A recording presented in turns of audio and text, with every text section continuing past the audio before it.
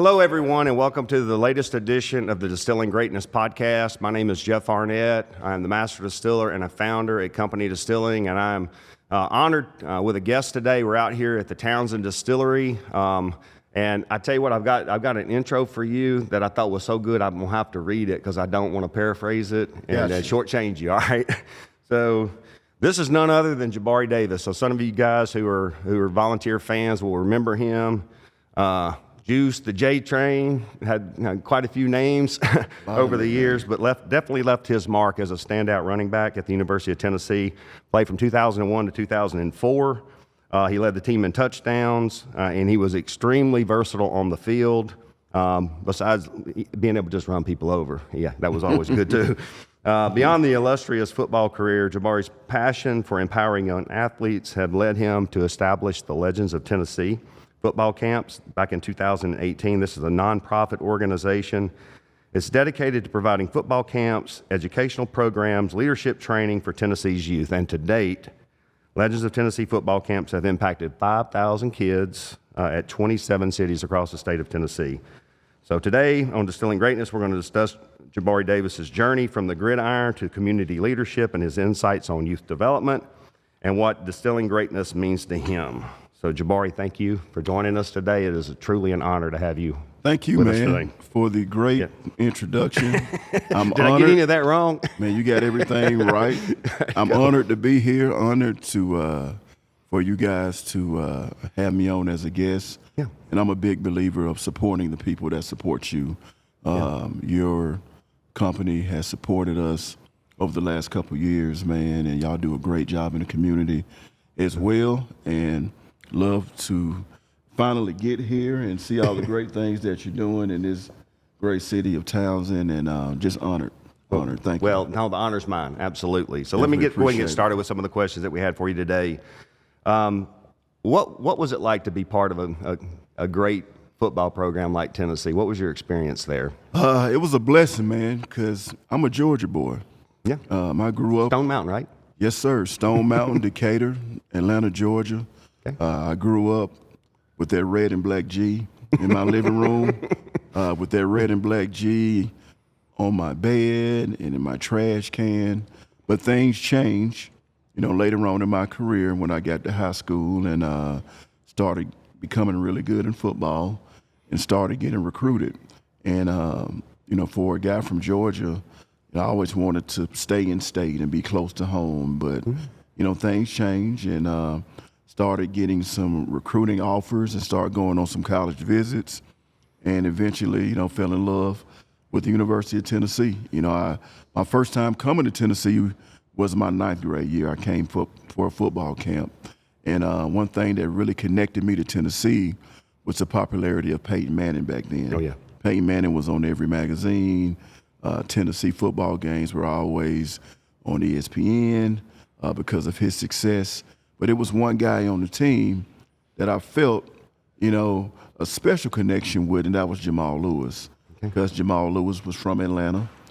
Jamal Lewis and myself came from the similar parts of the city of Atlanta. And we had similar a running style. Mm-hmm. Big running backs that played fullback in high school but transitioned into a tailback.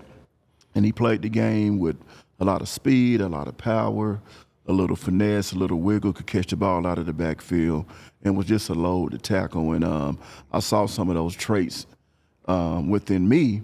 So when it was time to pick a university, man, I saw that Tennessee had already utilized a guy similar to my style of running. And during that year of my recruitment, the head coach of Georgia had got fired. So it was a really big indicator that my decision was going to go towards the Vols and not the Dogs. And it was a difficult decision. It's always very difficult when you leave home. But Tennessee, Knoxville was only 3 hours away.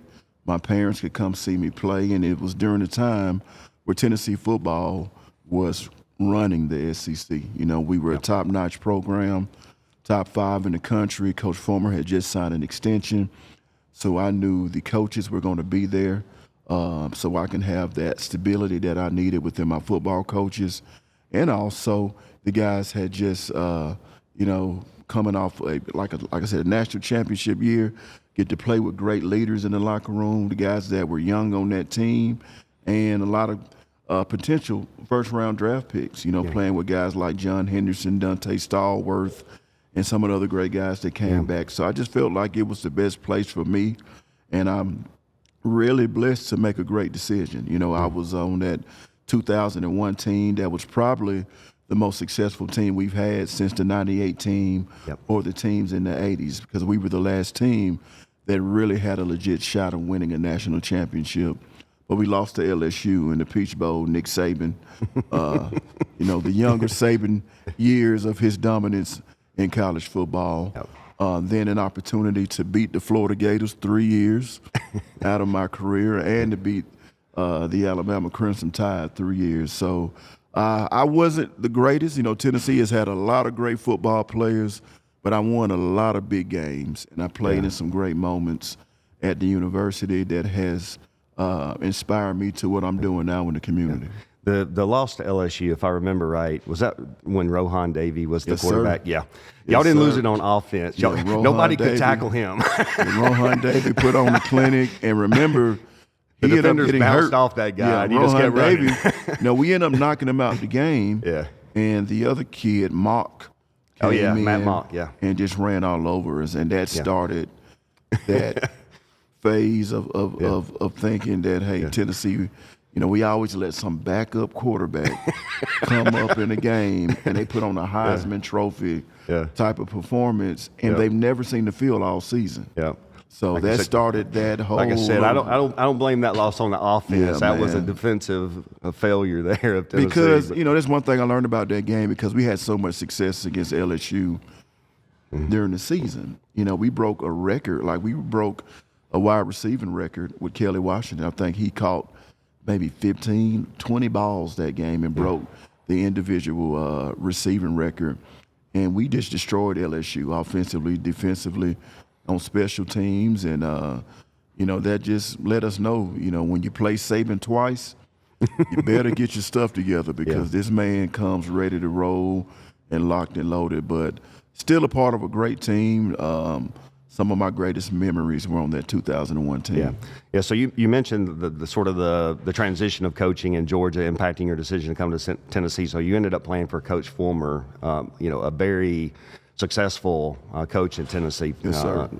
You can't argue it. He had a lot of years, a lot of success. What was it like playing for him? So Coach Fulmer is an icon when it comes to Tennessee football. Coach Fulmer was a guy that played at the University of Tennessee, assistant coach at the University of Tennessee, was a position coach at the University of Tennessee, and worked his way into becoming a head coach at the University of Tennessee. When it comes to Tennessee football, nobody is a poster boy of greatness and success and what it means to be a Vol than Coach Fulmer. And just playing for a guy like that, just an unbelievable leader, unbelievable recruiter, and developer of young men. Yeah. And, Would you say that his impact on you kind of has affected how you Yes, mentor sir. others? Or Coach Fulmer, he was going to give you tough love. Yeah. Back then to the kids. Now, Coach Fulmer had the same type of grace and the same type of power of a Nick Saban, of what he had at Alabama during his era, because he was one of the hottest names in coaching during that time. So whenever Coach Fulmer came into your school or called your phone, you told everybody, shut up. I need to take this call. This is Coach Fulmer on the other end. And when he spoke to you, you knew it was something meaningful. It was something that was coming from the heart.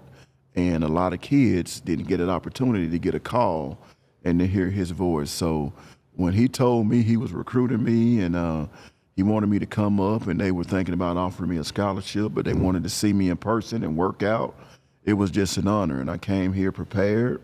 Yeah. And he backed up his word, and, I became a Vol right after that. So Coach Fulmer, man, is just an icon, and very blessed to play for a guy like that. And one thing that he always did was always reminded us about what it meant to be a Tennessee Vol. Yeah.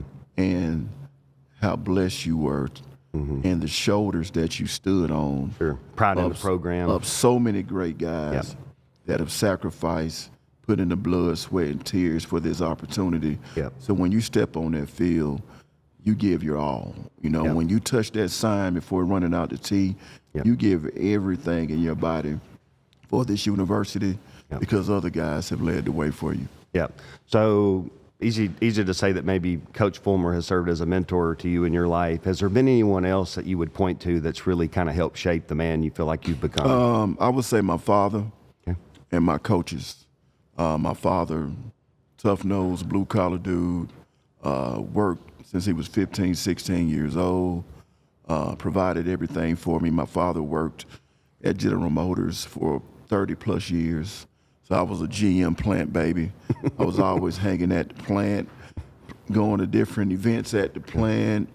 Still GM loyal now and what you drive? Yeah, still GM loyal. He actually helped me get that car a couple years ago. But just his work ethic, his discipline, his character, the core values that I learned from being a man, being a father, from him really helped me into the person that I am today. Sadly to say, I lost my father last year. I'm so sorry. And but he lives through me. He lives through his grandchildren. And anytime I do anything, I always put my dad, his values on the way to attack it and handle it. And within my coaches, the sportsmanship, the teamwork, the toughness, the accountability, and things like that helped me with my life. Yeah, I feel very fortunate. My father's still with me. He's going to be 87 later this year, and he's in That's a excellent health. blessing, But man. I also know that those days are not, I don't need to waste those away. Yeah, I need man. Spend as much to time treasure those as you can times. with your father. My father actually came to our fundraiser, Sips and Cigars, last year in February, and he passed in April. And we were able to have a drink together, smoke a cigar together. He told me how proud he was of me, what I was doing in the community, man. Because in our family, when I decided to become an entrepreneur and do something different, like tackle the nonprofit space, people didn't really understand what I wanted to do because we just had to work. People at 18, 19, 20, back in the 70s and 80s, you didn't go to college. Yep. You got a job and you worked in the factory, you worked in the plant, and those type of, those type of thoughts were just in our family. But, I did something different. Yeah. And it was kind of hard for him to understand at first when I wanted to do something other, when I closed the door on my football career and do something different, but he finally got it. Yeah. And he was so proud of it. Obviously you're investing in the community now, and you're doing that through sports. And I think probably from your own personal experience, you've learned that, there's certain core things that get built into you to play successfully at certain levels. And so how do you feel like sports play a role in building strong communities and strengthening communities through learning how to work together, teamwork, discipline, responsibility to one another, all those things you learn as being part of the team? Because we develop kids. Our coaches, our sport coaches, our teachers, people in the community, we spend a lot of time with these kids.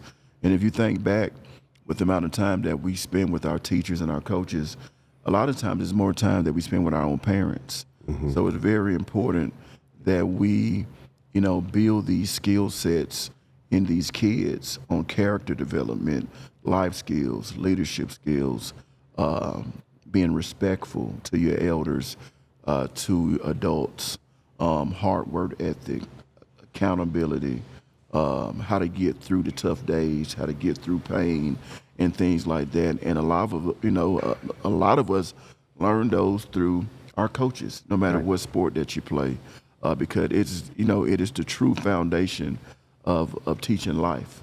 Right. So it's very important that we keep those great coaches around, those teachers around, and it's a tough time in the world right now because everybody's so sensitive and got to watch what you do and say, but nothing beats tough love, man, and a lot of that comes from our coaches. Absolutely. So you're doing a lot of work right now through the Legends of Tennessee program.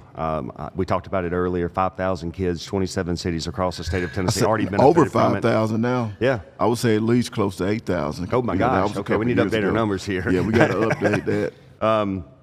But for people who would like to get involved with that, know more about it, what's the best way for them to connect with you and support you as you kind of press on with this mission? So we're always looking for support, volunteers, people that want to come help with our camps, with our reading programs, with the educational work that we do.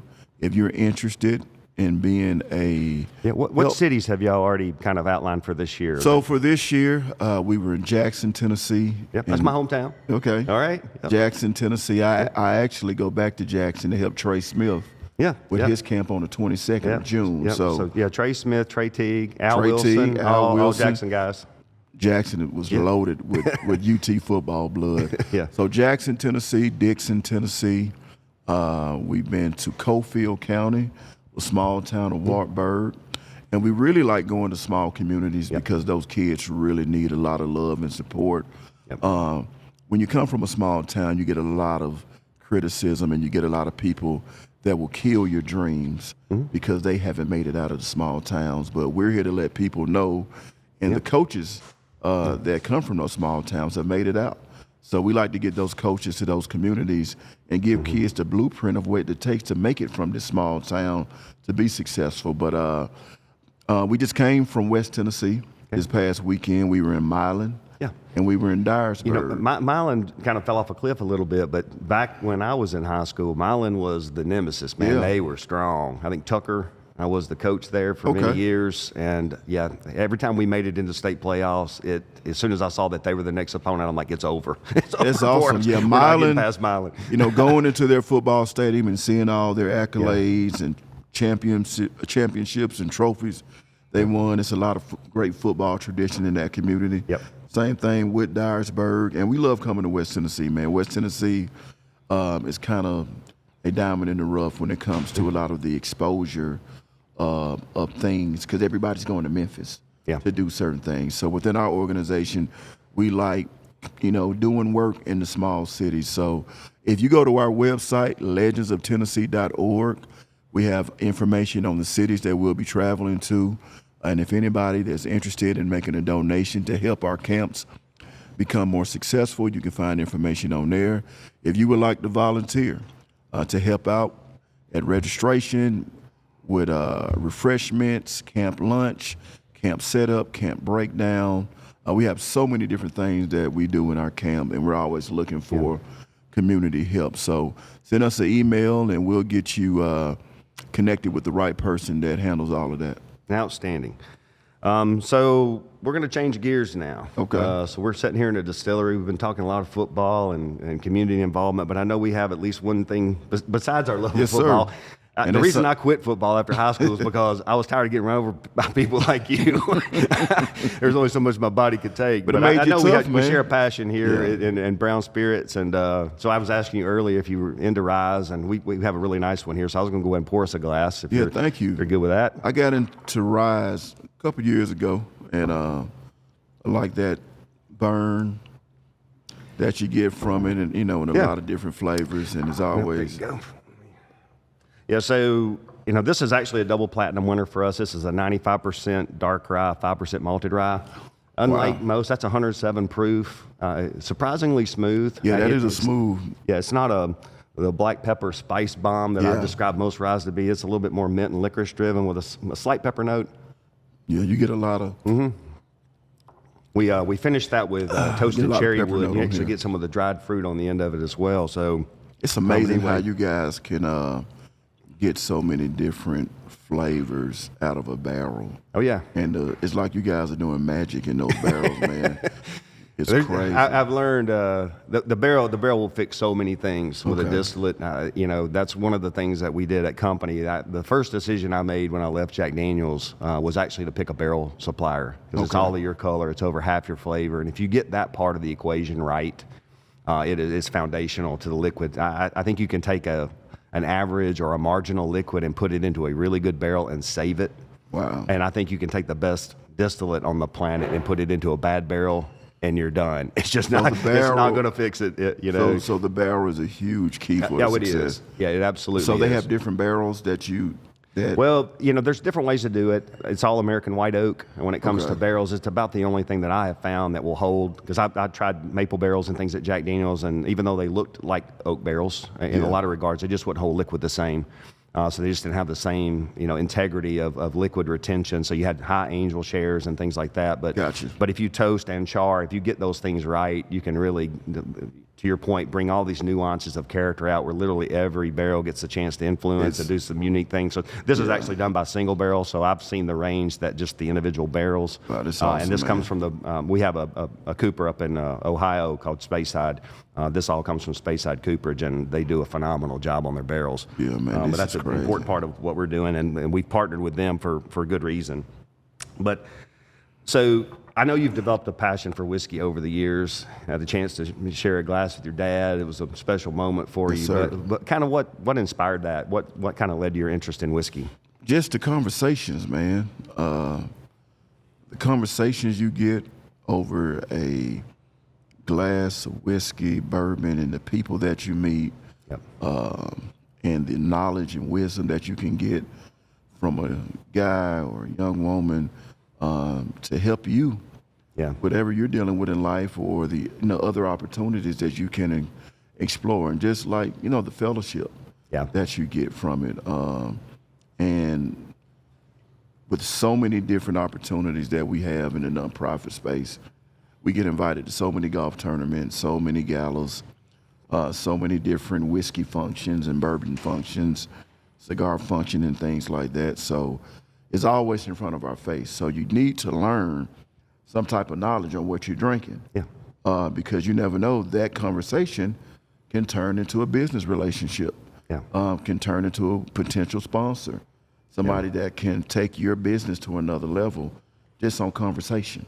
Yeah. So I think when it comes to having great conversations and meeting people and greeting people and trying to help people, man, what other way can you solidify that moment than with a great cocktail? I think when you look at distilled spirits as a category, I think whiskey kind of stands out. Yeah. And when I was leaving Jack and we were talking about it, it was like, one of the things I think is really important for a whiskey to have that maybe it's not necessary for every brand to have is a sense of place. Yeah. A home place. People kind of want to know not just what they're drinking, but where's it coming from, Yeah. who's behind it. Exactly. Why should I believe in it? But also whiskey's unlike any other thing, because sometimes you can just simply be a celebrity, put your name on a bottle, and that's enough to make it go. Yeah. But I think whiskeys are sold on stories. Yeah, you're more right. than anything.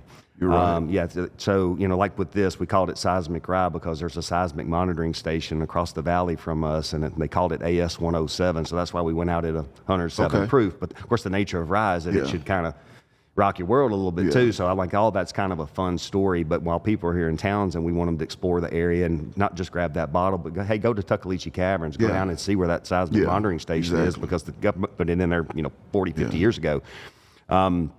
Yeah, but definitely, we were laughing earlier about, unlike other spirits too, when the whiskey comes out, so does the truth. Yeah. Exactly. So, you're Exactly. talking about having deep and meaningful conversations. Sometimes whiskey's just what people need to kind of let that guard down enough to just have an honest moment with one another. And You're make absolutely memories. right. And like you said about the story, that's one thing that I forgot to mention. Especially when you're sipping a really good glass of some premium stuff, you want to read the label. You want to go on YouTube and see what the process was like in this development. And you go back sometimes 75 to 100 years. Yeah. And you see what it took for those people to build those distilleries, the people that have worked there, their connections to the building, their connections to the whiskey, to the bourbon, and you feel some type of pride drinking it. Like, wow, I'm sipping history. Yeah. And I love that aspect about certain whiskeys and bourbons, and just getting the stories and just seeing the process. So, not exactly sure when you started getting into whiskeys as heavily as you have now, but for somebody who might be new to whiskey and maybe just kind of on the outside looking in, but thinking about taking that journey, what kind of advice would you offer to them? Just find something that complements your palate. And of course, if you're a rookie, get you something not so high proof, something smooth. Get get education. You know, you have resources. There's so many whiskey channels on YouTube. Yeah. When you go to your liquor stores, ask questions. Ask people that come into the stores to see what's the hottest items. Let people know that you're trying to get into certain things. Come to Company Distilling, meet Jeff Arnett. Get a one-on-one with him. Yeah. He'll educate you on a lot of different stuff. But just, when it comes to picking, it's like picking food, man. You got to taste different things and find out what you like. Yeah. And once you find 2 or 3 that you like, stay with that and, build a good relationship with those companies, with those brands. And when something else comes out, ask questions and just do your research, man. One of the things I've told people is I don't think you can just go taste one whiskey and know if you like whiskey or not. Unlike vodka, vodka has a standard of identity where most vodkas should be very similar to one another. Similar. A lot of rums are going to be very similar to one another. Gins are going to be very similar to one another. Juniper, the pine, is going to kind of like prevail over most of its other botanical notes. But whiskey is so diverse. Yeah. Whether you're tasting a Tennessee whiskey or a bourbon or a Scotch whiskey or a Japanese whiskey or a Canadian whiskey, it can be made anywhere. Any continent in the world can make a whiskey. And they'll use different grains, they'll use different processes. Some use new barrels, some use used. And to your point, I think if you're open to exploring, there's so much in the whiskey space to explore and learn. And that one sip is never going to inform you whether or not you're a fan or not. You're absolutely right. So let me, you talked about, hanging out with people, making memories, making connections, finding people through whiskey that, kind of help you on your journey and with your community involvement and things that you're doing. If there was one person, past, present, doesn't have to be a real person or a fictional person, but what would that one person that you would love to sit down over a glass of whiskey with and have a conversation? Who would that be? Of course, number one would be my dad. Sure. When you lose someone so special and magical like a father in your life, you want that, you would give anything to have that that conversation again.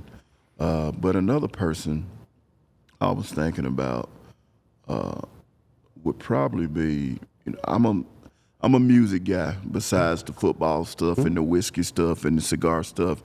People that truly know me know that I love music, and I love old school music, and I love classical R&B. Okay. I love Motown, and things from the 70s. Yep. And 70s on 7, all day long for me. and if you ride in my car, myself here. if you ride in my car, everybody that I listen to is dead. If they're not dead, I ain't playing it. But one person that I really love is Sammy Davis Jr. Yep. So I would say probably Sammy Davis Jr., man. His elegance, his style, part of the his Rat grace, Pack. his showmanship, what he accomplished as a African American during that time where it wasn't a lot of opportunities for a lot of African Americans to get on that big stage and entertain people, and his connection to the Rat Pack and Sinatra and Sinatra's Sinatra loved him. Yeah. He took care of him. And broke off relationships and friendships over him. Over him, man. Yeah. And if you couldn't accept him, Frank had no his part music. of you. Yep. And he was just so cool. Yeah. And the way he sipped his liquor, he smoked his cigarettes, he smoked his cigars. He was just a cool dude. Yeah. And him and Sinatra and Martin and those other guys together, man, they just made music and showmanship look really cool back then, man. Yeah. And I know your contribution to the Sinatra legacy. You blessed me with a bottle that I still have autographed to this day. I won't open up the bottle. I was going to open it up. You need to. Yeah, don't let the signature stop you. That's I was going to open it up at a golf tournament, celebrating with the other VFLs at Josh Dobbs' golf tournament. All right. But then somebody I was met like, Josh last year somebody's like, the man, tent don't open that at a up. ball game, and he is a fine guy. Yeah, he is Yeah, awesome. he's a good person. Man, Josh is he's top notch. Man, he's something else, man. Yeah, I was going to open up the bottle at his golf tournament, but one of my teammates was like, man, don't open that up for right now. Let's save that until we, maybe somebody get married soon Just, or whatever. as soon as you're surrounded by people who would appreciate it, that'd be a good time to do it. Yeah, Sammy Davis Jr. Sit down with him, get a cocktail, smoke a cigar, talk about life, talk about the music business back then, his relationships, his style, his grace, his showmanship, the tap dancing, the dancing, and captivating the audience during a time when it was so cruel. Yeah. Oh, yeah. In the world that we lived in, and for an African American man to get those opportunities then, it's no tip. Like, can you imagine the conversations? Yeah. I mean, and the stories and everything that And he the had to wisdom overcome. probably that would come from him. And the wisdom. So, I mean, I'm gonna play some Sammy. Yeah, I'm gonna play some Sammy when I leave here. Well, and I like to smoke my cigars to Frank Sinatra. Yeah. I love a great cigar lounge with a great cocktail, a great smoke, and listen to Sammy, listen to the Rat Pack. Yeah. You know, it gives me that peace of mind of what it was like during that Gatsby type era when everybody was drinking and smoking. I mean, you had kids smoking cigars and drinking Smoking whiskey. on planes. Yeah, and smoking on planes. And nobody wearing seatbelts. I mean, It's amazing we survived. I mean, I seen a baseball game in the 1940s thing where Babe Ruth was playing. People were smoking and drinking and blowing smoke on the field. Well, you know, on 70s on 7, I listen to it all the time, and I think not his best song, but certainly one that was pretty popular back in the day with Candyman. Yeah. Sammy Davis. That's kind of in the rotation, so I do hear that one from time to Mr. time. Bojangles. Yep. Yep. So many great songs. I remember my mom singing that when I was a kid. But I had a chance, of course, the Sinatra thing with Jack Daniels, all those photos of the Rat Pack hanging out, Sammy Davis Jr., Dean Martin, Joey Bishop, Frank, you know, kind of ringleader of that group. Yeah. You know, kind of feeling, you know, kind of projecting yourself into that photo, what would it be like hanging out with those guys? And I can't agree with you more, because if somebody asked me that, I think it would be cool to sit down with Frank. It'd be cool to sit down with the Rat Pack. Yeah. If it could be more than one person, just to be a part of that for a moment. Exactly. Because every but I time knew he you was saw fiercely loyal to that group of people. Yeah, he And was. there were some pretty interesting stories that I learned over the years. He has that Sinatra restaurant in Nashville. Yeah. That I've not been in it yet, but I'm sure it's top notch. Yeah, I need to definitely go there. While we were still doing the Sinatra project, I was invited by SiriusXM, because there's a Seriously Sinatra channel on SiriusXM, and they let me be the guest DJ for like an hour. Wow. And a lot of Frank's songs, he had 25,000 songs I think he recorded over his lifetime. But they wanted me, and a lot of them are only maybe 3-minute songs. Mm-hmm. You know, they weren't like Freebird, you know, we're going to go 8 minutes or whatever. So they told me I needed to select enough songs that would last an hour, but also to kind of develop an intro of what that song would mean to me or whatever. And so I was surprised when I started getting into the catalog of his music, how I thought I would struggle to find 20 or 25 songs of any artist, even the ones that were in my era of time. I struggled not at all. If anything, I found myself finding more songs and having to edit it down to some that I had like some specific memories as a kid. Because, you know, Frank's really kind of before my time. Yeah. But at the same time, those songs have been re-recorded by other artists. And a lot of them I didn't even know he was the original artist on. I associated that song with somebody else. Yeah. But he was the first on it. But yeah, cool one. Thank you, man. So you know, I love the time you're spending out in the public, working in the community and stuff. I'm sure you also enjoy time with family and friends. So what would you say is sort of like a perfect evening for you? You know, one of our things around our brand is gather around, you know, with people of quality and make memories with them. We want to have a spirit that we feel like is worthy of gathering around. But what would that perfect evening be for Jabari? I would mirror that. Spending a lot of great time and quality time with friends and family. Yeah. You know, family is so important in our lives. It's who we are. It's our legacy that we leave behind. It's our children. Your kids are only you're only a child for just a small part of your life. Then you transition into adulthood. So spending time with my kids. The days are long, man. and the years are short, right? Exactly. Yeah. Spending time with the youth, and not just my family. That's the reason I've been a youth football coach, going on 10 years now in the Maryville area. Those are some of the happiest days of my life when I get to be around those kids. And I need those kids. Every time I say to myself, I'm tired of it, I'm moving on, I need to get more rest, they're wearing me out. But then, I realize these kids need me, and I need these kids, and I need to use what God has gave me on the ability to impact, motivate, and inspire these kids to greatness.